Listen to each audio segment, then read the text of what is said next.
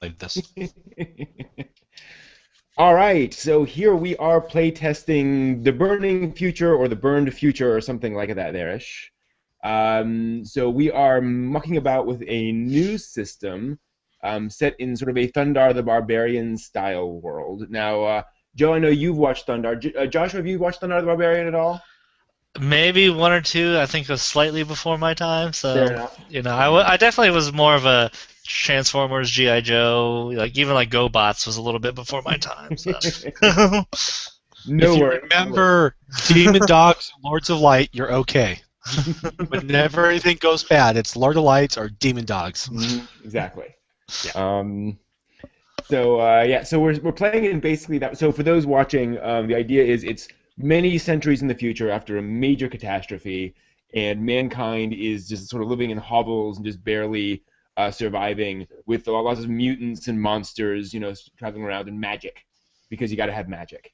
So this is a system to try to replicate that without just going back to the standard old D20 thing. So we start out. There's really not much else to explain there in terms of the world. There are lots of different like mutants and monsters. One of the ideas is basically you can take pretty much any animal and just turn it into an animal person. So hawk person and lizard person and all that kind of stuff. Very loosey goosey. Eventually, when I actually release this, I plan to have a fairly interesting explanation for each of the kind of racial types. So you'll have some idea of playing them, and each one has some quirk to them. But for now, it's very loosey goosey. The one big thing to remember is that there are kind of two kinds of magic. There's wizardry and sorcery. Wizardry is good, sorcery is evil, roughly speaking. Wizardry focuses on manipulating physical objects, so you kind of use energy to move things around and throw things and such. And sorcery is more about manipulating minds, illusion, and that kind of thing. And so you can do things like create illusory monsters, but those monsters have the mental effect of an actual creature. So a sorcerer can create a giant demon and have it attack people. Even though it's not there, people think they're being attacked, so they'll still take damage and get knocked out, all that kind of stuff. It also lets the sorcerer do kind of teleportation because it's just sort of an image of the thing people think is over there. So that's the kind of idea there. The big idea there is basically to say there's good magic and there's evil magic, and people know the difference. So it's very, very clear for people. All right, so we're going to start off with character creation. Fortunately, we've already created our characters. So let me just go through them real quick. I have a Google Drive document out there behind the scenes, and I'll share that with folks. Why don't we have each one of us introduce our characters, starting with Joe? Okay, my character's name is Turnpike. His craft is scavenger, so he is for finding things, digging stuff up, getting what people need. For stunt, I went with artifact, and he has a vibro wrench. Think something between a vibro sword from the Gamma world and then a tool like Doctor Who's sonic screwdriver.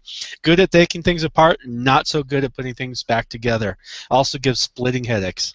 Excellent. Catchphrase. I went to the first meme that showed up in my Google stream today, and it was a keep calm meme, so I went to the original meaning of keep calm, and I have keep calm and carry on. Very, very good. All right, Joshua, who you got? So my character's name is Chevron. Um, Sure. his craft is he's a wizard, so he's kind of an old guy, kind of crotchety, a little bit of frail, not necessarily in the spry of his youth. His stunt is Master of the Earth, so he tends to, when he does cast spells and do the telekinesis and stuff he can do, is mostly revolves around Earth, throws clouds of dirt at people, maybe can cause some minor vibrations in the ground, that kind of thing. Nice. And his catchphrase is "Knowledge will solve all of the problems." So he's one that's always after like ancient books and anything he can find that will increase his knowledge of the world. Very cool. Knowledge is power. There we go. Knowing is half the battle. That's it. Oh, there we go. All right, and I am playing Timex the Hunter. So for those watching, scavengers, like Joe's character, are people who've lived in the ruins of the old world. They have some idea of the old world. A hunter is someone who's lived more in the wilds and the wastes. So I'm more sort of a barbarian type, except my stunt is that I'm a sharpshooter with my bow, so I have kind of that sharpshooting eye. And my catchphrase is "I'm loving it." Um, and I should also explain to those watching. So you have three aspects to your character: your craft, like your class, and then one stunt, which is one special thing you do, one special thing you have, that kind of a thing, which you can make use of, and then a catchphrase, which is sort of your personality. So that's where we're going there, and each one of us will have 5 hero points, which we'll be able to use, as we'll see here in a second. All right, so those are 3 pretty damn awesome characters. Let's see here. In terms of length of the game, I'm thinking of going with 2 scenes per player. So I'll give us a total of 6 scenes, and we'll just see how long that goes. It may end up being too short, and then we'll extend it or whatever. But we'll see.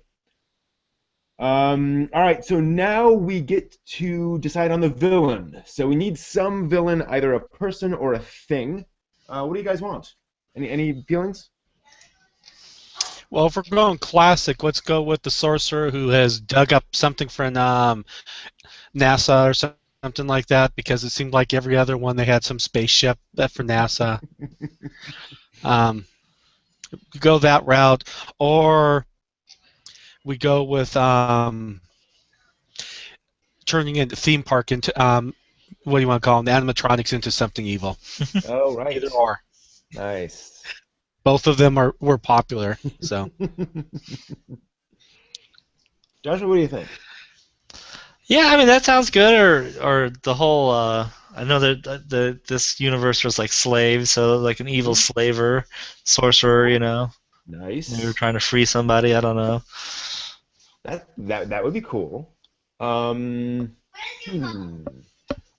could say that there's a sorcerer who is trying to make all these animatronics come up, and he needs an army of slaves to dig them all up from the ruins of the amusement park, because it's all half buried.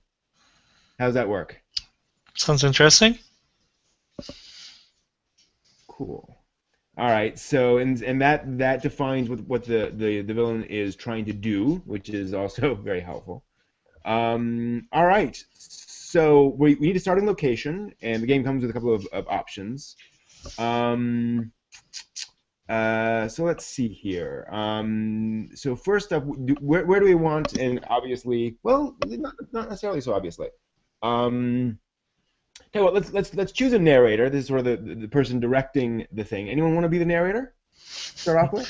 It's your game. You should go first. Fair enough. I can do that. All right. So we'll start off by deciding what the first location sort of looks like, where it is. I really like the idea of a swamp, but let's not start at the amusement park. Let's start somewhere else. Do we want to start with the? This is easy. We'll start with the sorcerer's minions doing a raid on a local village to capture more slaves. That's pretty straightforward. So we'll say we're in a swamp. We'll go with normal weather, and we'll go with a struggling town of about 50 buildings. So and one thing to point out is that generally speaking, every location, everything is the ruins of the old world. So it is like a Midwestern town that they're all living in. It sounds actually like we're at Walt Disney World and they're living in the downtown Disney. Oh, nice. Perfect. Let's do that. Because if there's it is reclaimed swamp. So that's true. Yes. All right. Excellent. So this is set in Disney World. Perfect. So we're there. Very cool. All right, so now I'm going to go ahead and set the scene and basically what we're going to face. So we ride into this town through the gates of Disney World, which are all, of course, collapsed down, and they're being raided by, let's go with robots. In fact, tell you what, let's go with animatronic creatures.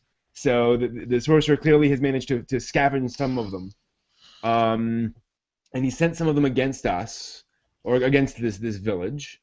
So we ride in on our sort of vaguely horse-like mounts, and see these raggedy villagers, milling about and screaming and running as Abe Lincoln comes at them, and the other presidents are lurching at them, trying to kidnap them.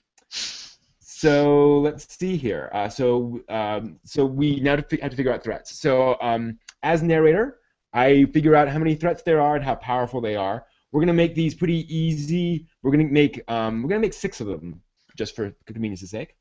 And so I'm gonna roll 6d6, and we'll see how those roll. And depending how those go, we may have to face these off. So we're facing a bunch of animatronic bad guys, and so we get interesting. So this will be pretty easy. So any dice that roll 3 or lower, we're going to automatically defeat because we're awesome heroes. Nice. So of these 6, wow, 4 of them are automatically taken out, and so we have 2 more they're each at 4.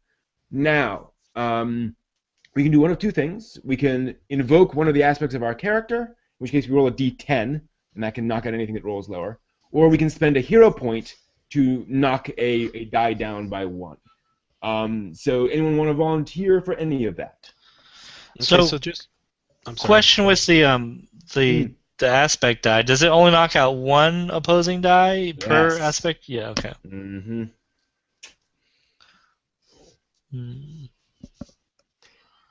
So it's a little risky, but of course at these values you're probably pretty good.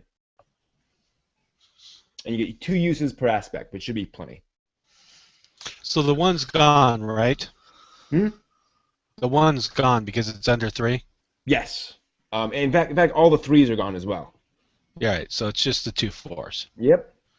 So if I just spend a hero point, I can get rid of one of them if I wanted Exactly. to. Yeah. Spend a hero point, I'm taking out one of the 4s. Okay, so that represents you acting heroically. So how do Yes. you do so? So we're at the mud hut and we're seeing the people getting attacked, and I'm sorry, they're being attacked by The reanimated Hall of Presidents. Hall of Presidents. Okay. So all the presidents are coming at them stiffly.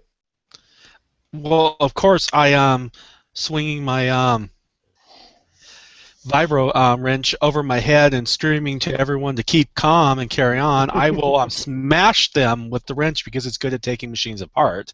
Fair enough. All right, so that's easy enough. Joshua, you want to try anything? Yeah, sure. I will. I'll use my wizard craft, so I'll attempt to make the roll. So I guess before I describe it, should I make the roll just in case I fail? So you can kind of do it either way. You can describe what you're attempting to do and then roll, Okay. Or you can roll and then determine kind of how that works out.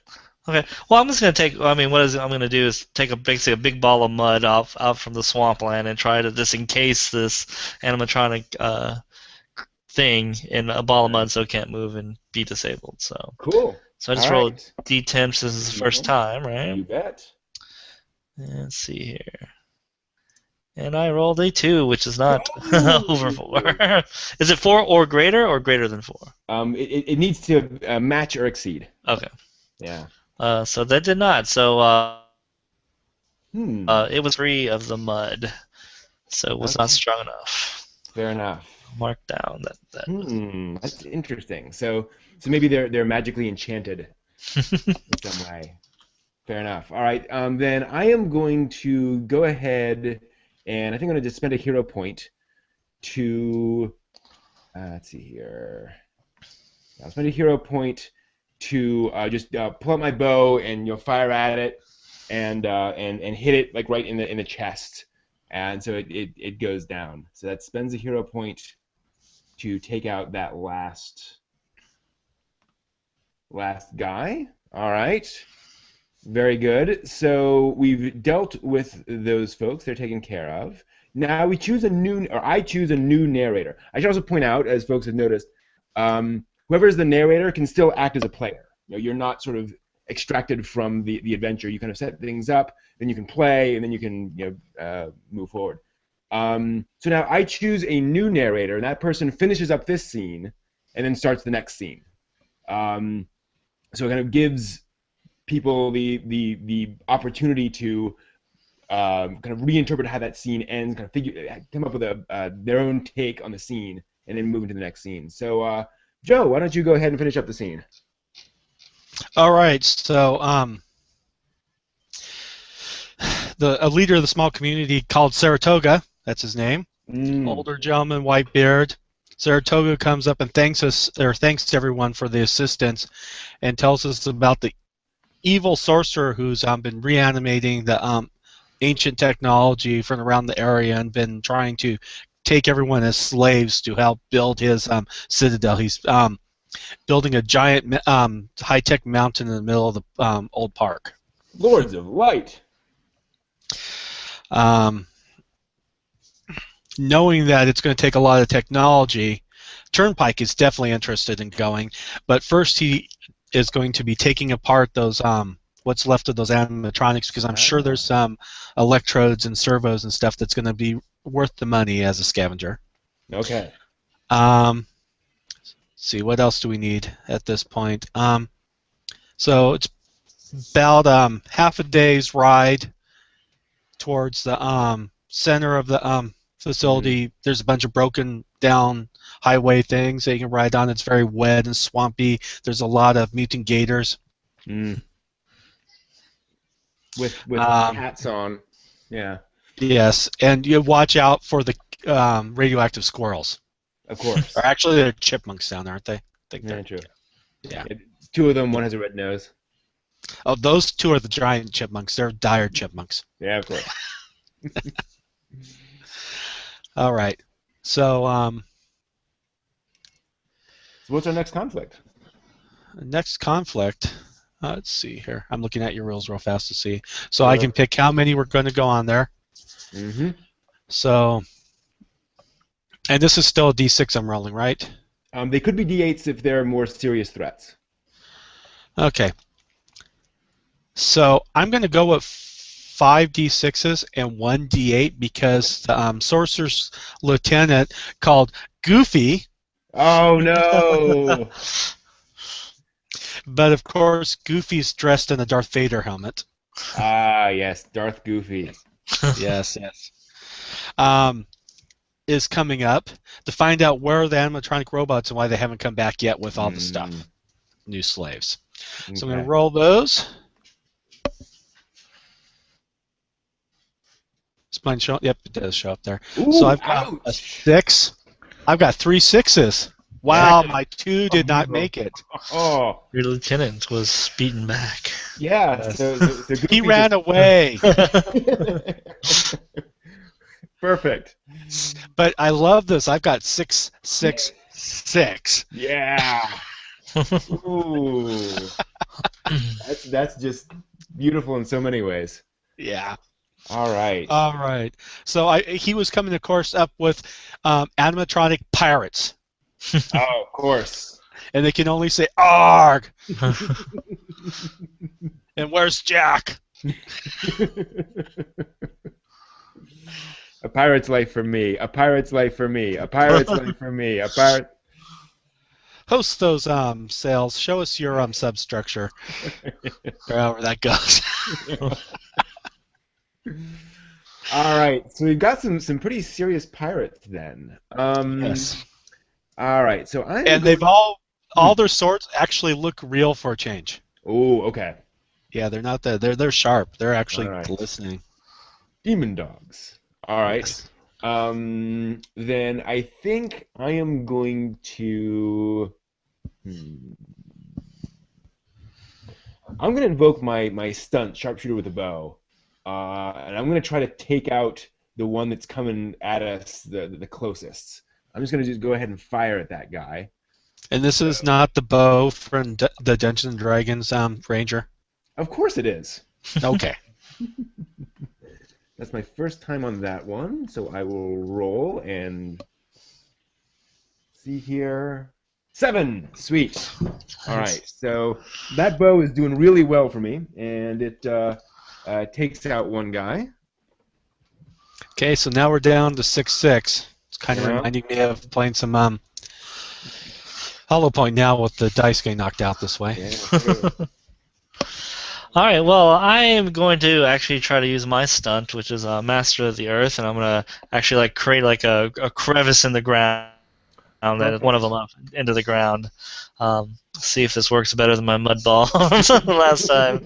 But this is my stunt and not my wizard ability, so it will be a D10 the first time.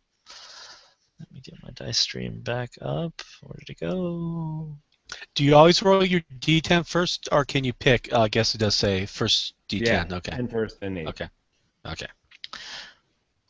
And roll. And horrible again. Oh! So my wizardly abilities are not coming into good use so far this adventure. I'm beginning to think that Chevron is the comic relief character. You know, actually, I'm thinking dice mechanic-wise, ones should put another dice into the pool, and critical should explosive roll where you can roll again. Oh, nice.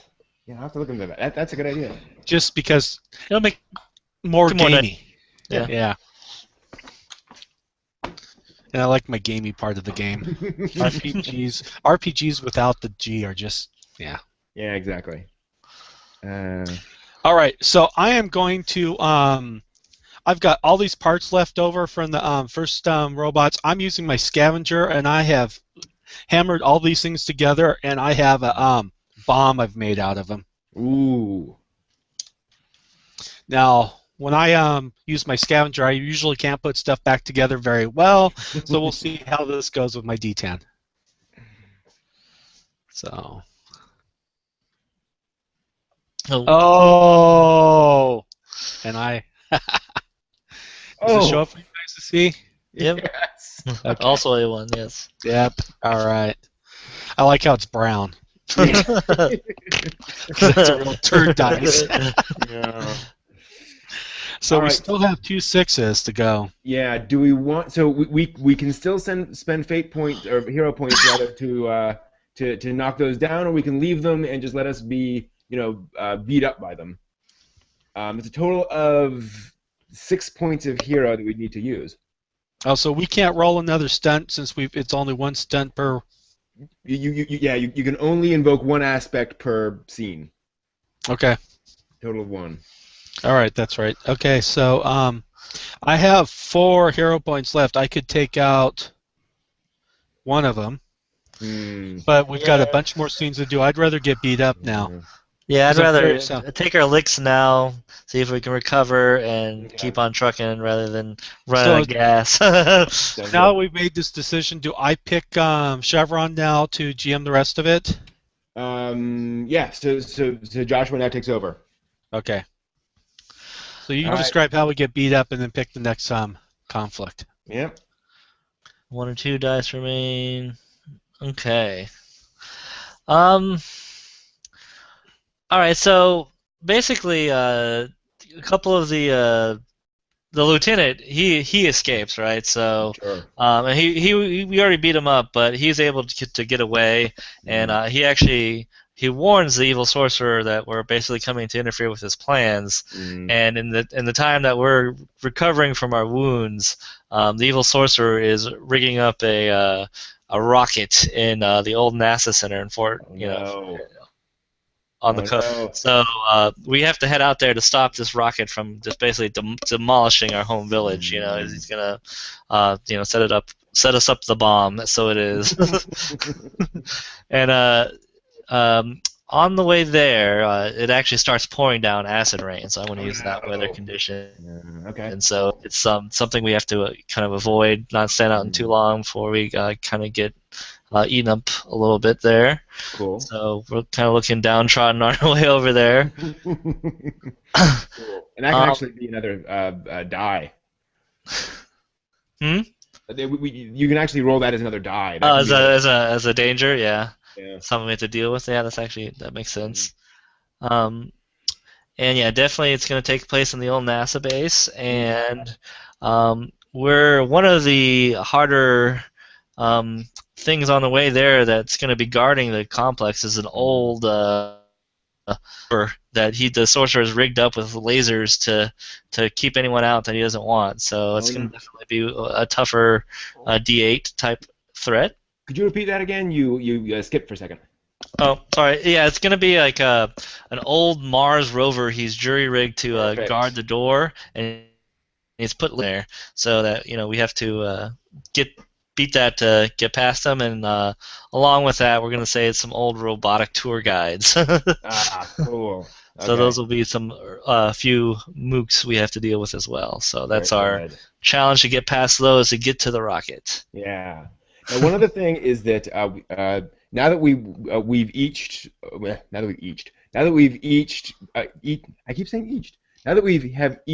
gone once, this scene gets to involve the villain in some way. So we should at least see the villain, whether in vision or he shows up or whatever in some way in this scene. We'll have to work that in somehow. Okay. I mean, is that during the conflict or can it be during the resolution? Since we're trying to get to the rocket. Yeah, we just either have way. To get back. Yeah. So I would say whoever ends up resolving the scene, depending on how well we do, basically we'll meet him at the rocket, and he will either fire it off or not. We are able to get past these obstacles in our way. Perfect. All right. So what are our dice? So we're going to be fighting 3 of the robotic tour guides, the D6, and then it's going to be a D8 for the laser Mars rover. All right. See how this works out. No acid rain? Oh, yeah, we'll do a D6 for the acid rain as well. Cool. It's a minor annoyance. So it'll be 4D6 and 1D8. All righty. And roll those. Oh, wow. Not bad. We were able to fend most of it off. We're heroes. All right. So we'll say that 4 is actually the acid rain. That was the last dice I added. So how we have to figure out how to get past this from not ruining our gear on the way over. Let's see here. Let me just look at my character again. I turned the vibro wrench up, so can I roll my stunt for that? Sure. I haven't used vibro wrench, so I'd roll my vibro wrench for that, and it'll make like a giant umbrella. It keeps on vibrating, keeping the acid rain off of us, spinning it around. See if I can do that. I haven't had good luck with my D10 rolls, so. Yeah. Well, technology's flaky, you know. Oh, I got an 8. Nice. So I'm swinging over my head, and this looks like one of those giant, a giant Torg impact wrench thing. So it's one you would use on a wheel of what I'm trying to think of, the Alaska pipeline trucks. Where the wheels are as big as you are. Yeah. And I'm envisioning the really cheap animation where it's like 3 frames of you doing this. It's going backwards because. I'm swinging this way, but it's going backwards. Cool. All right. So so the acid rain's not a problem, and we took their butt. So Joshua, so who do you want to be the next narrator? You can sort of bounce around. Yeah, we'll pass it back to Joe. Go reverse order this time. Cool. All right. So let's see. We get through the acid rain. We've made it to. So we're headed towards NASA now to stop them. Is where we're headed to stop this missile we just took care of. Yep. So that's all taken care of. So we're headed back towards the giant mound in the center of the park that they're building. We can see the castle. And he's got the lights working, but they're stuck in the Christmas pattern. So there's snowflakes on the side of the building.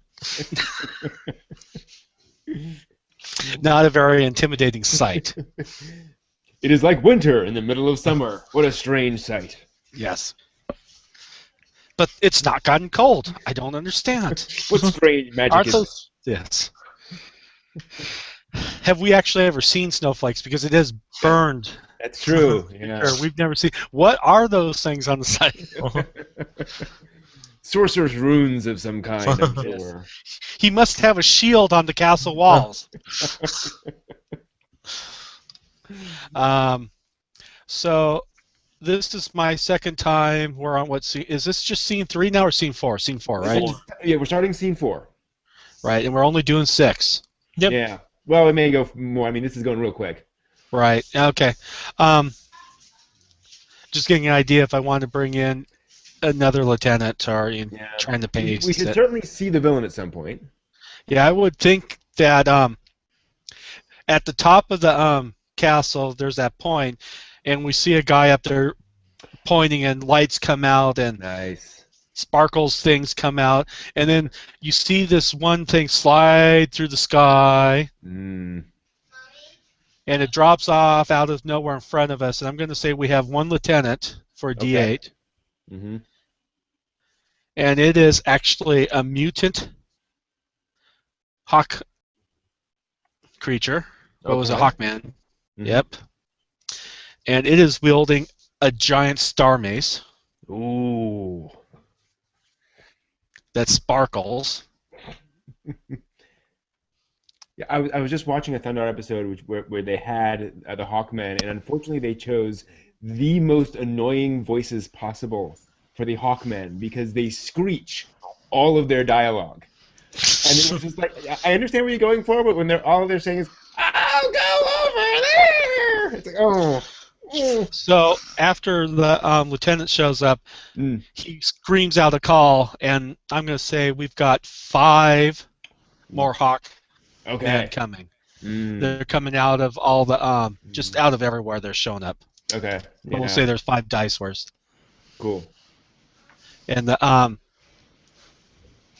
all we hear is the guy up in the tower saying, "You will die now," and he disappears. Okay. And You I may have think I've defeated got this Goofy. right. Wait a minute. I need to clear out my D10 roll. Let me do that first. 1, 2, 3, 4, 5, and 8. Roll. Ooh. Okay, so I got 1, 2, 3, 4 successes and 2 failures. Those D8s do not want to roll high tonight. No, they don't. So Beating up the lieutenants. Yeah. So the lieutenant, after he calls out of his system, I don't even think we beat him off. I think he runs off and you guys aren't even worth my time. These guys can take care of you. And one of them who's flying in just, he gets crushed under the feet of our horses because he comes in too close, and we are like, and they just crush him out. So we've got 4 left to deal with. I think we should have the reused animation of our horses leaping. And so one of us, leaps, and the horse crushes him.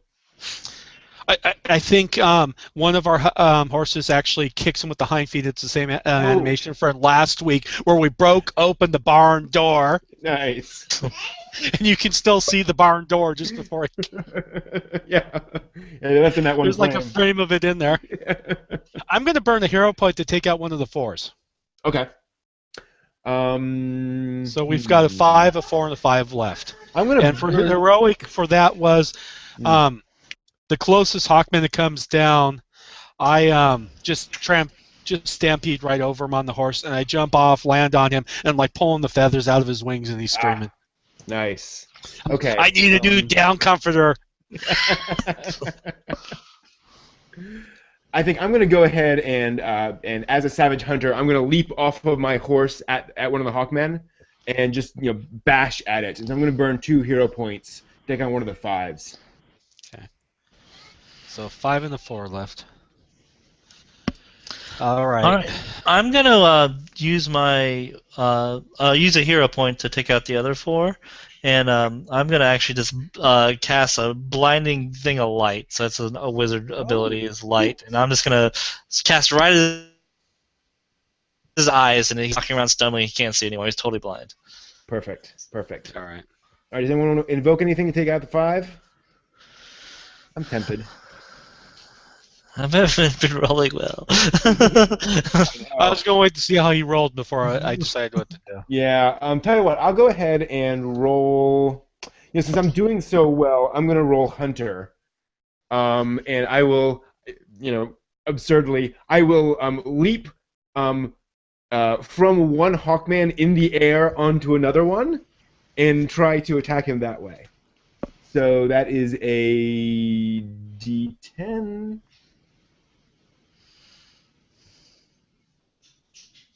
Gah! And I miss. And I go sailing down to the ground. Okay, so everyone's burned 1 hero point this round. Or you burned 2, right? Yeah. Brent? Okay, so we have just a 5 left. Is that it now? Just a 5. And I should point out, even after folks have used the character aspects, they can still come back in and use hero points if they want to. Right. I'm going to actually, my catchphrase, because we've just now seen a failure, I'm going to, guys, keep calm and carry on. We can handle this. Bring us all back together, and we all charge the last Hawkman together. Nice. An epic fight with my D10. Mm-hmm. Dun dun dun. And I got an 8. Nice. Yay! So all together we tackle the last of the Birdman and tie him up and lock him out. You should not, side with these evil sorcerers. Next they'll turn on you. You should know better. You should be a proud, free person. You can fly. Absolutely.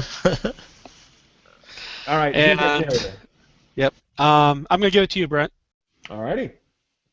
So, I'm going to say, I'm going to kind of extend that scene a bit and say that we're going to interrogate the Hawkman a little bit, and determine that where the sorcerer is in there. The sorcerer is named. What is the sorcerer named? The sorcerer is named Walt. What? Okay, yeah, absolutely. The frozen head of Walt Disney is on somebody's body. Oh, okay. All right. Total Futurama, right? Yes, exactly. Okay. So Walt the Sorcerer is our villain, and so we're gonna have to go in there, and the Hawkman tells us of the secret entrance underground. That there's the whole complex underneath that we can go into, the dungeon underneath that we'll have to go through to get into the castle. So we descend down a service entrance into this giant labyrinthine pit. Unfortunately, so let me make sure we have. Is this scene and then one more before the villain, right? Yep. Okay. We can go. So I think we should. If you guys are okay with it, should we do 3 more scenes? Probably. Send it out? Yeah, these scenes don't take long. Yeah. Okay. So we'll say as we're going through, we do unfortunately in these giant labyrinthine areas underneath, we encounter a group of vicious giant mutant rats, and they're coming after us, and they're actually like sentient. They're actually like calling to each other and then trying to take us out down here. They're probably mice actually to fit the theme. Heck, we'll call them mice men. So the mice men with spears, and they're going to come after us. So we're going to say, though, because this is their environment. yeah, big ears, yeah, exactly. So we're going to say, because this is their environment, we're going to make it a little harder. So we're going to have 2 big burly ones, and then 4 sort of moves. So it's going to be 2 d8s and 4 d6s. Just to sort of push up the danger here, and we'll see how that goes. Those d8s do not want to roll high. Fair enough. But we do have some stuff. Okay, so the burly guys we just dispatched right away. They're nothing. Yeah, I got an 8, an 8, a 7, and a 7. Finally. That's weird. Yeah. Huh. Maybe if we roll them a bunch, we'll get it fixed. Yeah, I guess. And then so we have 2 6s and a 4.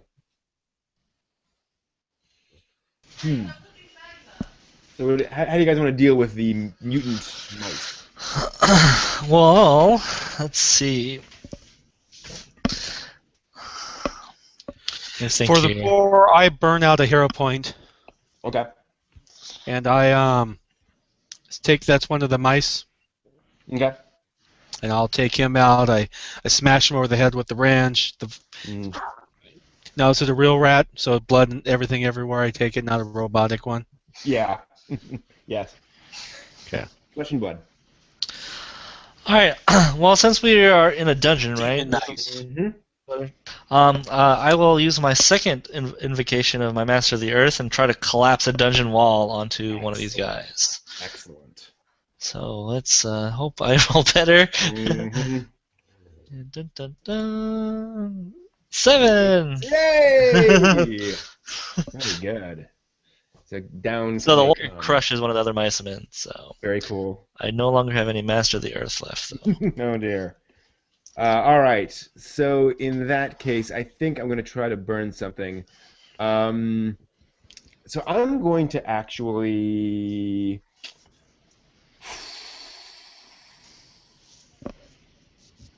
So I'm just going to charge in there, and just tackle somebody while yelling my catchphrase of "I'm loving it," and just with all of the bloodlust I can imagine, try to have fun with it, and that is a 9. Thank you. Wow, nice. Okay. So that's that, and next will be Joshua. Alright, so this dungeon was on the way into the castle, right? It was a way for us to get in? It's a huge complex underneath the castle. Okay. But it was in trying to get into the castle so we could find the sorcerer, right? Just want to make sure I said this right. Okay. So yeah, we were able to beat past the mice men. We kind of follow the maze to the dungeon, and we kind of make it into the first level of the castle. And it's, maybe in the past it used to be this nice, pristine, huge and everything, but now it's just full of like just messes of metal. This thing is really ran down. And while we're there, we're actually going to get a glimpse of the sorcerer. So he's going to pop into the room we're on, but we're not going to actually see him. He's going to cast some sorcery at us, and while we're in that room, we're going to see shadows come alive and red eyes, and the shadows are basically be coming after us, and we're going to have to fight the shadows, even though we don't know it's illusion. We're kind of fearing for our life here. So. Very cool. We'll say we're going to have each fight our own shadow. Okay, so nice. But all 3 of them will be lieutenants. So because they're us. Now, I should point out, when a sorcerer casts a spell, it's typically a D10. Oh, it is a D10. Okay. Yeah. So we'll go with 3 D10s and see how this goes. Yeah. So, not as many, but could definitely be harder. Absolutely. 2, 3...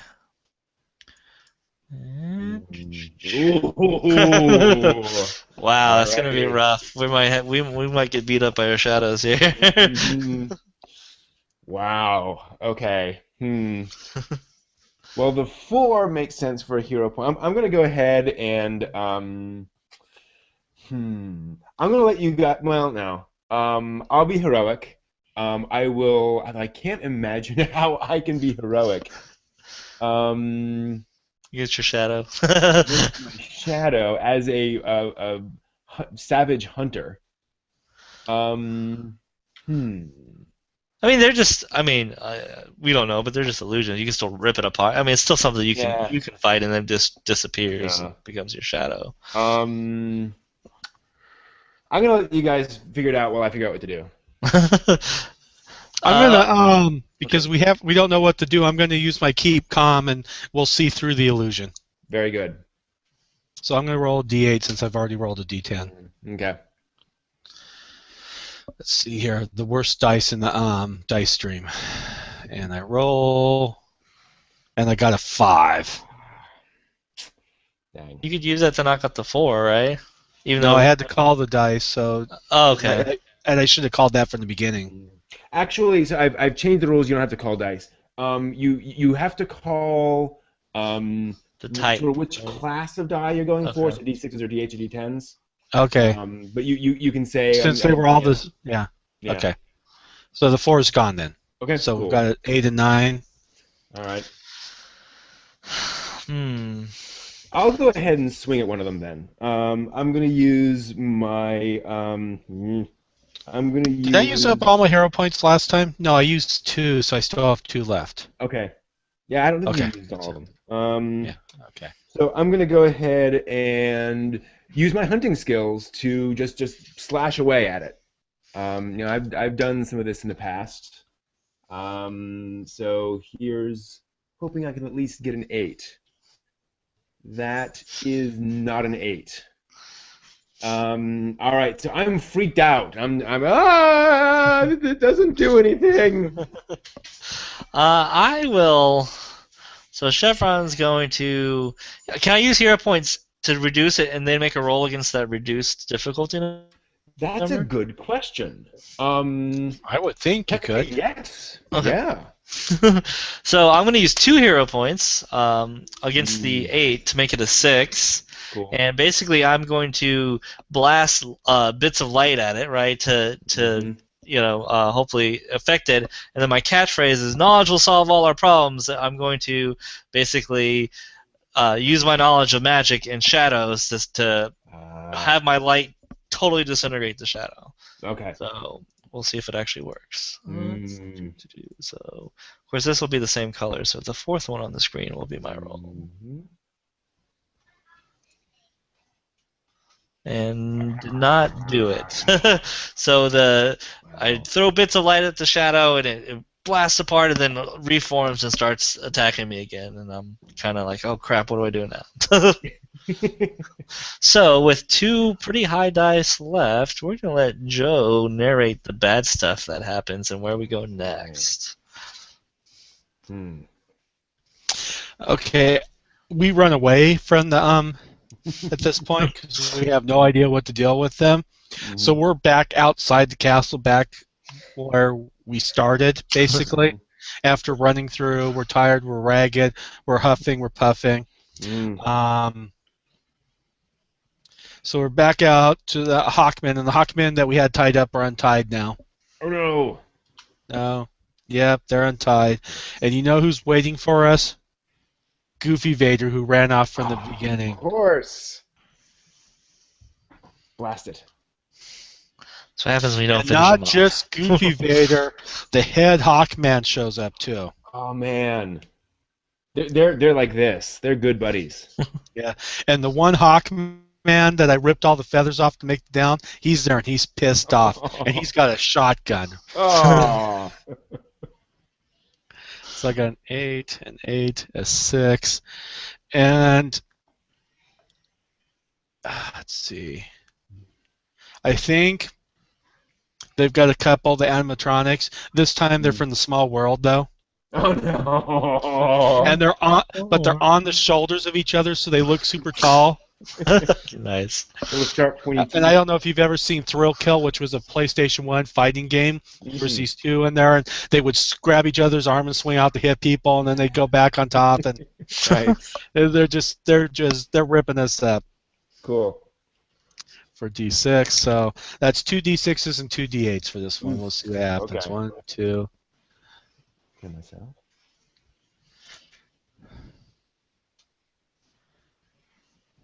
Okay. So the 5 is from my previous roll, so that doesn't count. So there's a 6, a 2, a 6, and a 5.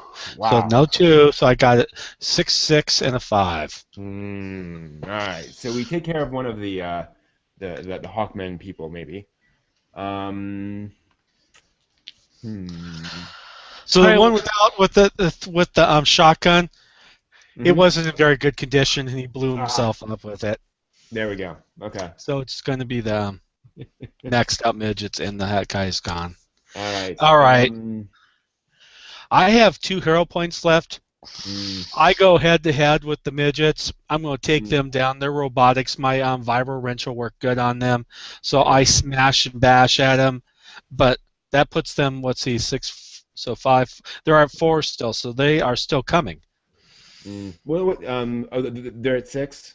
Yeah, they were 6. We have one 6 D6, so that only takes them down to 4. So we have to still, someone has to hit a point in them. You want to take out the 5? Should I taking out the 5 instead of the 6? Is that what you're saying?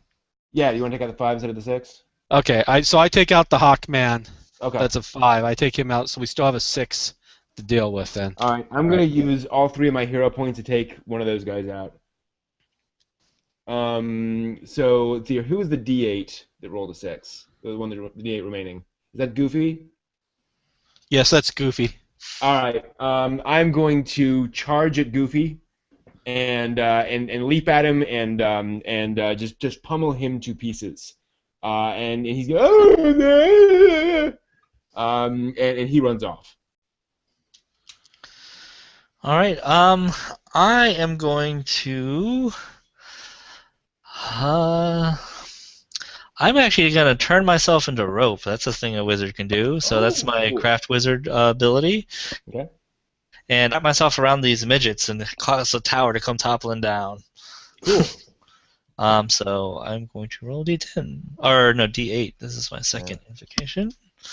So 75% chance-ish. Or no, 25% chances. I think 6. And I rolled a 7. Hey! So I wrap myself around the midgets. I come crashing down, and then parts flying everywhere. Midgets everywhere. Fair enough. All right. That takes care of them. So is this the final scene? It probably should be, because we're pretty all down on resources at this point. I have 2. I have 2 hero points. I have stun and craft left at D8 is all I have left. I have 1 D8 catchphrase and 2 hero points. Okay. I have 1 of each. I have stunt, catchphrase, and craft remaining, and no hero points. All right. So who entered out? Is it me? Yeah. Okay. Yeah. Give it back to you. All right. So villain shows up. Yeah, totally Futurama Walt Disney head on the flowing robes of the body of this sorcerer. So he comes out and says, "Curse you for foiling all of my lieutenants, but this will be your end." And out comes, let's see here, what would be appropriate? All the Disney princesses. No. Oh, he'd have Excalibur from the stone behind the castle. Oh, there we go. Yeah, so he has Excalibur, the sword. Which actually has firework in it to shoot off to make sparkles, but Right, exactly. Yeah, no, it's totally a magical sword at this point, technologically or otherwise. He just points it at us and it starts firing at us. All right, so we're gonna roll this as It's definitely gonna be a D10. So I'm gonna say that happens, but then we also need some other threat. I think the sword is a D8 and he's a D10. Oh, interesting. Okay, yeah. So we have to deal with the sword, and we have to deal with him as the wizard. I like that. All right, let's go with that. Rolling. Oh! Wow! Anticlimactic. Walt is a pushover. How interesting. All right. So Joshua, I'll punt it over to you to finish it off. All right. So yeah, we team up and we'll say Turnpike wrench to knock the sword out, and while he's distracted, Hawkman jumps on him, and I'm throwing bits of earth at him and stunning him, and then we all use his own Excalibur sword against him and stab him, and he falls over. We cut the glass jar off the shoulders or whatever. And Yes. So we have Walt Disney's head as our prize. The glass was cracked and the water leaked out and he died for that. No. So we I guess we have a castle now. Awesome. Yeah. Snowflakes on the side, yeah. Dun, dun, dun, dun, dun. End credits. Yep. All right. Very cool. All right, so You've got to end with some, evil sorcerer will never reign as long as we're. I guess he got what was coming to him. Yes. Cool. All right, so thoughts Looks like on the glass was half full. Sorry. Yeah. Oh, yeah. Oh. That was half empty. Yeah. Thoughts? The interesting thing is the pacing of the scenes because they could wildly vary on how much resources you need to spend. Yeah. That it's hard to predict. So we can say, like you said at the beginning, we was like, oh, let's do 6 scenes, and then we went through them pretty easily. So we had more resources to spend, but then the last 2 or 3, because we upped the difficulty a little bit, but we also had to all use multiple things every scene, and then we were out of gas really fast. So I'm not sure if there's a mechanic you can put in to balance that or gain resources back a little bit or something. The end game should be every undefeated dice. So we had the 2 for my scene.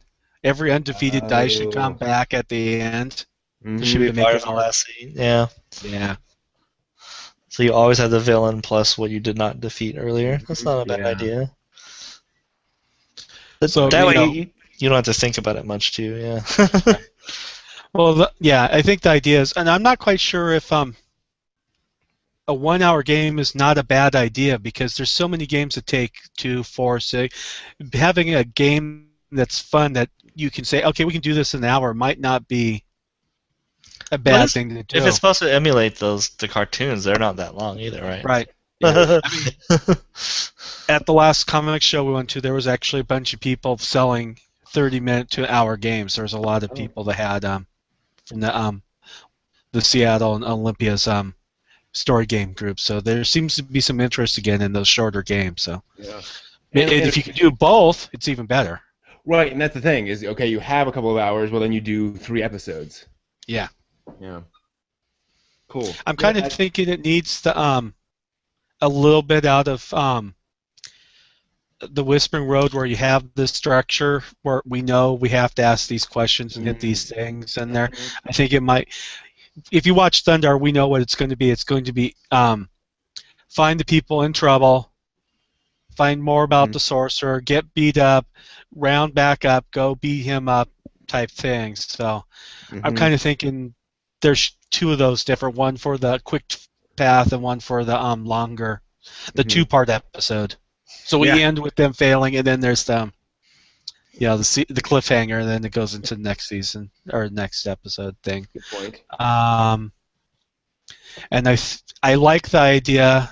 I don't know how well it works, but the idea every failed dice that you've got there. Oh, how about every time you roll a dice and it fails, that comes back to bite you at the end? Oh, interesting. Yeah. So that would have been a lot of biting for me. That would really make it more interesting because it's going to. Do I really want to risk rolling my trait? Yeah, that's good. Yeah, and I mean, I know it's relatively freeform on the punishment, but it just seems like we may want something a little more harder on something that we lose a scene. Otherwise, letting 1 or 2 go. I mean, them coming back at the end is pretty good too, because that okay, you're gonna have to face it again later and maybe not win the story. So that's a pretty good thing. But I'm just wondering if you can make some mechanics that you let go somehow hurts you a little bit in the next scene. I don't know how you would do that though. Right. Yeah. Yeah, failed scenes definitely need more weight. Right, because otherwise it's just like, okay, we'll let 1 or 2 go to conserve resources without even thinking about it, right? I mean, you have X number of scenes, and every time you fail a scene, you add a scene on that's going to cause you to burn more resources and have fewer for the end. Yeah. So, like in Thunder, there's the episode where the sorcerer was it a sorcerer or was it a creature that took the energy away from the sun sword? Yes. And remember, he had to go to the pool and get it recharged, and had all the problems getting that. So maybe it's one of those type of things where we have to go on the side quest to do something, so we can get the MacGuffin to move on from there. So every time you fail a scene, there's a MacGuffin crest type Which thing. totally makes sense, because the scene means a setback of some kind. Right. So you go back and resolve that setback. That's good. Before you can continue, yeah. Yeah. So failure gives you a chance for more roleplay, which is always fun. This is true. That's a good point. What do you think in terms of the dice size and the variability there? I mean, obviously, like you said, there's a lot of option for it being very easy or very hard. Do you feel like it should go down to D4s or go up and add modifiers, something like that? No, I think the sixes were. Well, we saw that a few times they would come through, and if you expect that as mooks, that's good. We were just really on the D8s. I mean, as far as we didn't face many of them, but I think that they're good dice for that though. And the D10s are definitely harder. We rolled 9s and 8s. Yeah. Those are difficult with by the time you get to them to actually deal with, which was what they should be. So that kind of felt right. But yeah, I do like Joe's idea of rolling a 10 lets you roll, or a 10 or an 8 on our dice, as a critical lets you roll another of the same type to maybe have a chance to get another move out of it. But the same way as a rolls a 1, it introduces another of the lowest level left or something like that. I don't know. Or rolls that dice up 1 until it's maxed out, whoever you were targeting. Oh, interesting. Yeah. So it's more likely he's going to actually stick around. Yeah. A little bit longer. Yeah. Good. I think the idea of a dice game and having that type of mechanic it sets it apart as something different. Yeah, it makes it more exciting. Yeah. Yeah. I think this game would be so much more fun if we had the dice being rolled back and forth and moving back up, especially if you could watch them as they go down and then come back up because someone fumbled or something. And Mm-hmm. And then that pile of resources. I'm actually thinking, and I sent this to an email to you, where you rules for how many dice there should be, the threat pool that we're pulling these dice out of, and every time we screw up, we see the pool grow, and as we take them out, just to add something to the game. Yeah. I think there's some interesting ideas here. I really like what little bit of flavor you've written so far. And I don't want to call it fluff because it was good flavor. When I read it, I liked it. And I use the word fluff when I don't like it in flavor when it's needed. I thought there was some really good flavor there for it, so I really enjoyed that. I think it's an interesting game, and I really think the idea that you can do it in an hour or you can do it in whatever, but it'd be really cool if you could come down. These many scenes will take roughly this amount of time depending on how many failures. And I think by adding more scenes, though, we just added time onto it, so it might be harder to do now with that mechanic in there. Right. But I think it makes more sense story-wise. It's going to drive. But, I mean, go ahead. Well, the feel of it, like I said, I wasn't really familiar with Thundar, but because of the way the D6s represent mooks and it goes back and forth pretty easily, I mean, it might be better to even rebrand it like the Saturday morning cartoon RPG or something. I mean, this could be like G.I. Joe and those being Cobra and mooks and different things. It seems like it'd be really easy to do that as well with it without having it so branded in that. So you could have kind of the core system, and then here's the Thundar setting, or the Cobra, the G.I. Joe setting, or the Transformers setting, or something like that. Yeah, totally. I think actually targeting it one specific one to get the game out there is probably a good thing, because we already have Cartoon Action Hour, and you never hear anyone talking about it. It just did a Kickstarter, just had a new version and stuff like that. So okay, so it's an interesting game, but it's the generic. Do you think that the scenes themselves need anything added to them to make them more complex or anything? Well, that's what I was saying about taking that page right out of the Whispering Road, where you have, Mm. okay, this is scene X, and we're going to answer these questions, and we're going to Mm. deal with these things. Did we get there for those things? Mm. I don't, maybe not quite as specific as that one, but there's going to be a chart. Scene one has to have this, cover these things. Scene two is going to cover these things. Scene three is going to go, or maybe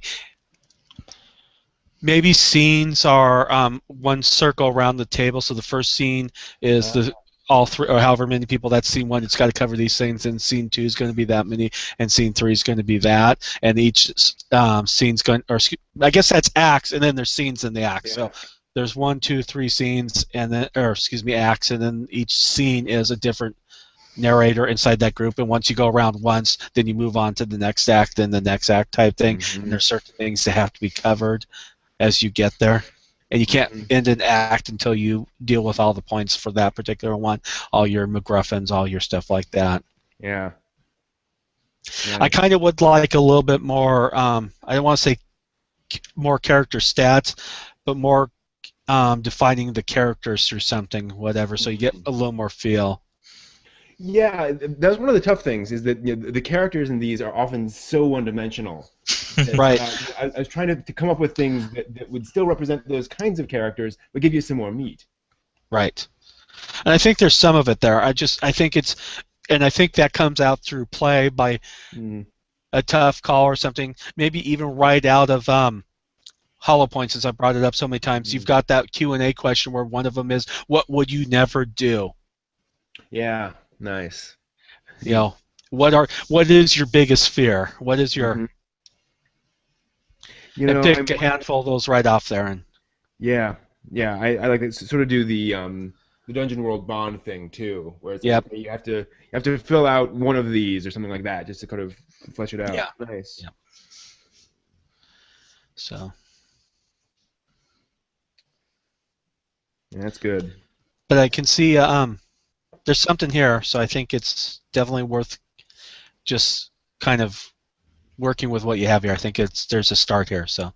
Yeah. Cool, thanks. I agree. It's just a little bit of tweaking, but the core of it, it's understandable and it's easy and it's quick to resolve, but enough structure to tell a fun story. So. Cool. Right, and I like this one because, again, you have character ownership. It's one thing with so many story games. I don't feel like I have any character ownership. I mean, when you play Fiasco, people are always walking over your character and stuff. And this one, because we have stats and we have things we're marking off, people are going to automatically just feel that you have more character ownership. So yeah, I like that. I like that out of the games. Same with Whispering Road and a bunch of others.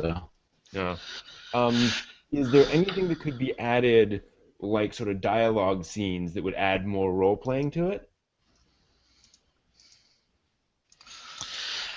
Well, then maybe off those bonds we're just talking about, you have to deal with some type of party, because Ariel's always, not all sorcery is bad. Thunder, and Thunder's like, kill all sorcerer, but he rides around with a gal that's and Mukla can't say anything, so we just always trying to understand Mukla. But maybe having at the beginning picking that party, the party bond, and the party conflict. Yeah, I've always liked the idea of having stats for the party. I think that'd be interesting. And obviously not exactly the way you have stats for characters, but something to be able to define kind of what is bringing everyone together, and what sort of drives them apart. Maybe the failures directly attack your character bond, your party stats. Nice. So it's harder to stay together. Yeah, like a party morale or something. Yeah. Yeah. Everyone's sniping at each other. That's nice. I'll have to play around with that. And I really like that idea, Joe, of and I'm actually envisioning when you're playing the game, you literally have a D10 and a D8 next to each of those things, and you have 5 little stones for your aspects, or for your hero points. And so, as you're playing, everything in there is literally being rolled. It's literally, you're literally seeing everything as it's going along. Right. It'd be really cool to have that. Maybe your party morale is a set of chips, and you're tossing those away. You're just literally seeing that move down, something along those lines. And I am totally for having a game that you can't win because you just Mm-hmm. because there's too many of these games at the end you're going to win, and though cartoons are going to win, post-apocalypse to me is about resources, and it just is bad, and you're maybe not winning. And I think that would be an interesting spin on the whole thing. This is Thundar, but you may not.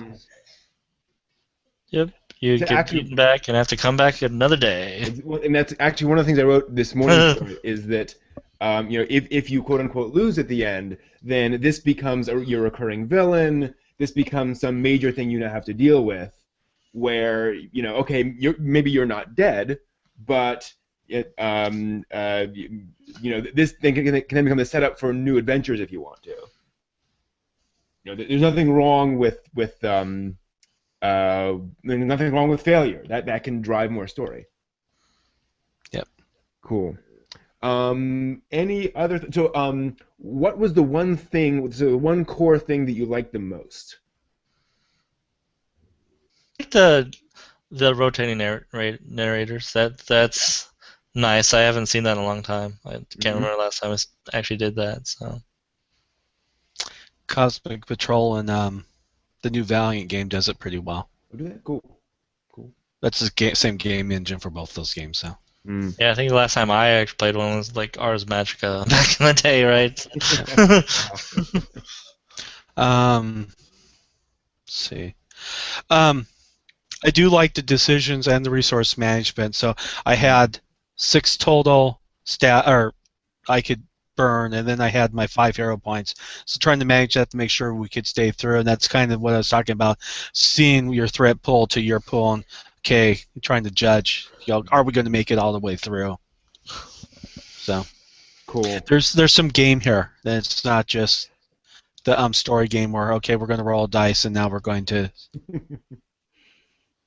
Yeah. I like the balance there. Cool. Thanks. So.